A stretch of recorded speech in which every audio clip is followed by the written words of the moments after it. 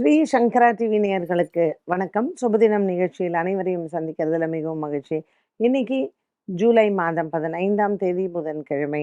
இன்றைய நாளுக்கான 12 ராசிக்கும் பலன் மற்றும் பரிகாரத்தை பார்க்கலாம். அதனைத் தொடர்ந்து ஒரு கேள்வியும் உண்டு.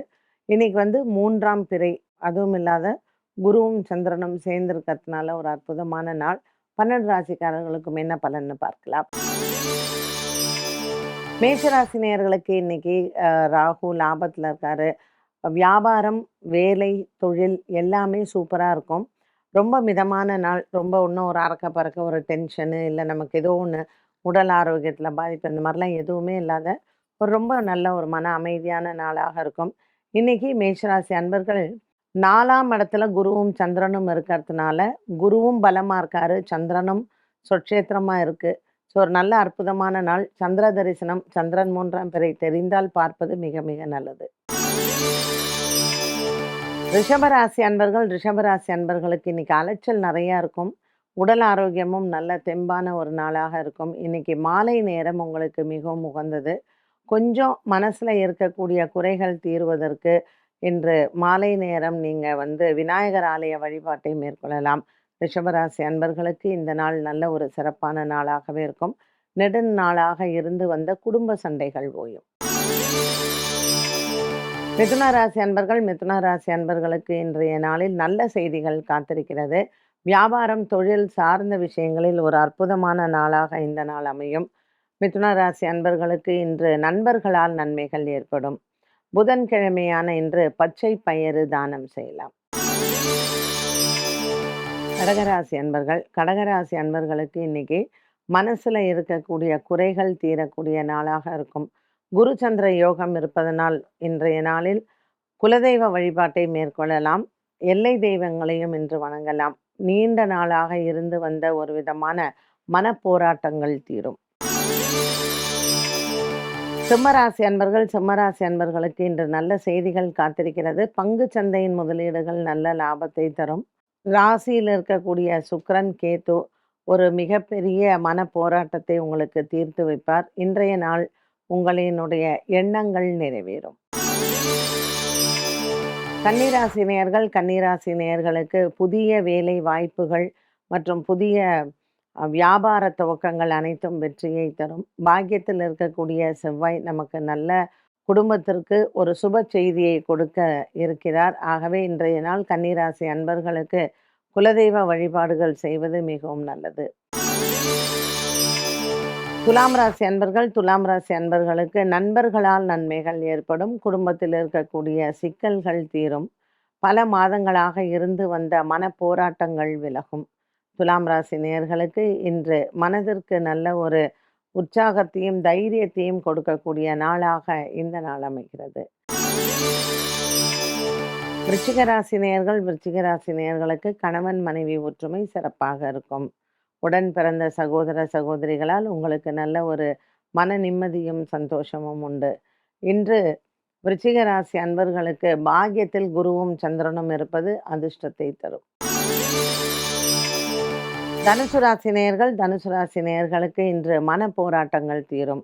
குடும்பத்தில் இருக்கக்கூடிய பெரியவர்களின் ஆறுதலை கிடைக்கக்கூடிய நாளாக அமைகிறது. இன்று தனுசு ராசி அன்பர்களுக்கு கொடுக்கல் வாங்கலில் இருந்து வந்த பிரச்சனைகளும் தீரும். இன்று மாலை நேரம் உங்களுக்கு மிகவும் உகந்தது. மகர ராசி நேயர்களுக்கு மனதளவில் இருக்கக்கூடிய குழப்பங்கள் விலகும். கொடுத்த கடன் பாக்கிகளை இன்று திரும்ப பெறக்கூடிய நாளாகவும் அமைகிறது. அரசாங்க சம்பந்தப்பட்ட விஷயங்கள், அரசு உத்தியோகத்தில் இருப்பவர்களுக்கு இன்று நல்ல ஒரு ஏற்றமிகு நாளாக இருக்கும். இன்று பல மாதங்களாக இருந்து வந்த ஒரு மன போராட்டங்கள் விலகும். கும்பராசி நேயர்களுக்கு 6ஆம் இடத்தில் இருக்கக்கூடிய குருவும் சந்திரனும் தன லாபத்தை கொடுப்பார். இன்று புதிய வியாபார தொடக்கங்களுக்கு நல்ல ஒரு வெற்றியை தரக்கூடிய நாளாக இருக்கும். பல மாதங்களாக உங்களுக்கு இருந்து வந்த ஒரு விதமான மனக்குழப்பங்கள் விலகும். குடும்பத்தில் இருக்கக்கூடிய பெரியவர்களின் அன்பையும் ஆதரவையும் பெறக்கூடிய நாளாக இந்த நாள் அமைகிறது. மீனராசி நேயர்களுக்கு மனக்கவலைகள் இல்லை. குடும்பத்தில் இருக்கக்கூடிய பெரியவர்களின் ஆசீர்வாதங்கள் உண்டு. இன்று மீனராசி நேயர்களுக்கு பல மாதங்களாக இருந்து வந்த மனபாரங்கள் குறையும். 5ஆம் இடத்தில் குருவும் சந்திரனும் இருப்பதனால் குரு சந்திர யோகத்துடன் அமைந்திருக்கக்கூடிய ஒரு அற்புதமான நாளாக இருக்கும். மீனராசி நேயர்களுக்கு இன்று குடும்ப சிக்கல்கள் தீரும். 12 ராசிக்கும் உண்டான பலன் மற்றும் பரிகாரத்தை பார்த்தோம். இந்த நாளுக்கான கேள்வியை பார்க்கலாம். ஒருவரின் ஜாதகத்தில் தாயார் மற்றும் உடன் பிறந்தவர்களை பற்றி கூறும் ஸ்தானம் எது? இப்போ இன்னைக்கு என்ன கேட்டிருக்காருன்னா, மாத்ருஸ்தானம். மாத்ருஸ்தானம்னா தாய். நமக்கு கிடைக்கக்கூடிய தாய் எப்படி? அ அவங்க நமக்கு ஆதரவா இருப்பாங்களா? இல்ல தாய் விரோதியா இருப்பாங்களா?